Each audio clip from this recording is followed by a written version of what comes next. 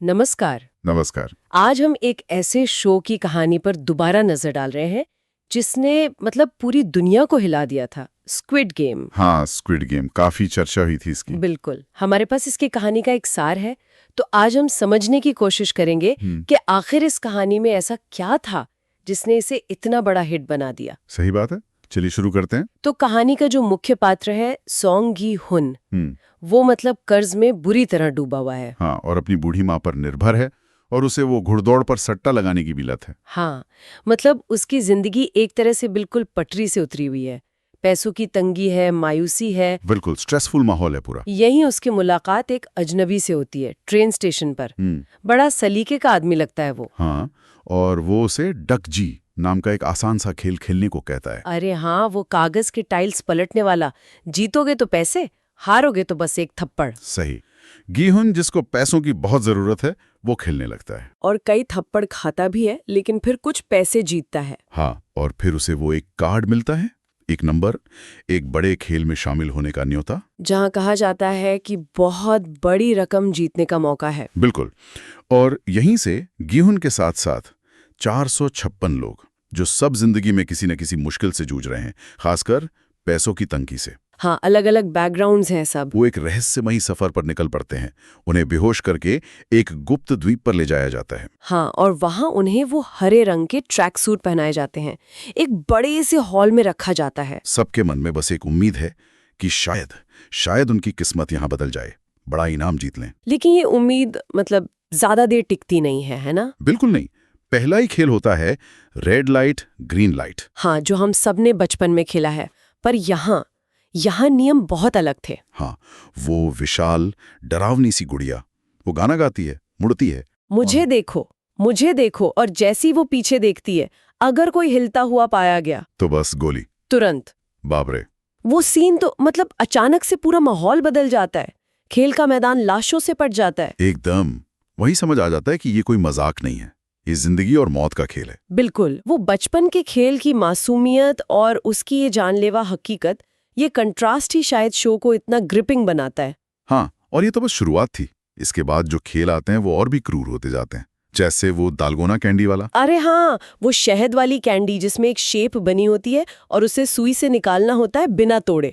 जरा सी चूक हुई, कैंडी टूटी और खेल खत्म, मतलब जिंदगी खत्म। और वो रस्साकशी, टग ऑफ वॉर। ओहा, टीमें ऊंचे प्लेटफॉर्म पर रस्सी खींच रही हैं और हारने वाली टीम सीधी नीचे खाई में। भयानक था वो बहुत। या फिर वो कांच का पुल, ग्लास ब्रिज। बाप रे, उस पर तो सही टेम्पर्ड कांच की टाइल पहचाननी थी। गलत कदम रखा तो सीधी मौत। नीचे हर खेल के साथ खतरा बढ़ रहा था, तनाव बढ़ रहा था। हाँ, और जैसे जैसे लोग मरते जाते थे, खिलाड़ियों की संख्या कम होती जाती थी। लेकिन ऊपर वो जो बड़ा सा पिगी बैंक लटका था, उसमें इनाम की राशि बढ़ती जाती थी। सही, हर मौत का मतलब था कि जो बचे हैं उनके हिस्से ज्यादा पैसा आएगा। ये मानवीय लालच और जीने की इच्छा के बीच का एक भयानक द्वंद्व दिखाता है असल में। और ये सब चल रहा होता है, और ऊपर वो वीआईपी लोग। हाँ, वो नकाबपोश अमीर लोग, वो इन खेलों पर सट्टा लगा रहे होते हैं, तमाशा देख रहे होते हैं। ये वीआईपी वाला एंगल तो काफी डिस्टर्बिंग था। ऐसा लगा जैसे कहानी सिर्फ पैसों की मजबूरी पर नहीं, बल्कि समाज के एक तबके की असंवेदनशीलता पर भी उंगली उठा रही है। निश्चित रूप से ये उस गहरी खाई को दिखाता है जो अमीर और गरीब के बीच है। एक तरफ लोग जान पर खेल रहे हैं और दूसरी तरफ कुछ लोग इसे बस मनोरंजन समझ रहे हैं। हाँ, यह सट्टेबाजी का जरिया, ये सिस्टम पर, मतलब चरम पूंजीवाद में इंसानियत कैसे खत्म हो सकती है, उस पर एक तीखी टिप्पणी है। बिल्कुल। तो आखिर में इतने सारे साथियों को खोने के बाद, इतने भयानक अनुभवों से गुजरने के बाद, जेहुन अकेला बचता है। हाँ, वो विजेता बनता है और 45.6 बिलियन वॉन की भारी भरकम रकम जीतता है। लेकिन उसके चेहरे पर वो खुशी नहीं दिखती। जीत की खुशी नहीं है, बल्कि गहरा सदमा है, गिल्ट है। और ये पॉइंट बहुत जरूरी है। इतनी बड़ी रकम जीतने के बाद भी जब वो वापस अपनी दुनिया में जाता है तो वो खुश नहीं रह पाता। हाँ, वो पैसा उसे सुकून नहीं दे रहा। बिल्कुल नहीं, क्योंकि उसकी कीमत उसके दोस्तों की जान थी, उसकी खुद की खोई हुई इंसानियत थी। ये दिखाता है कि कुछ घाव वाकई पैसों से नहीं भरते। ट्रॉमा का असर कितना गहरा होता है। सही कहा। उसका वो पैसा इस्तेमाल ना करना, वो उसी अपराध बोध और उस पूरे सिस्टम के प्रति नफरत का प्रतीक है। बिल्कुल।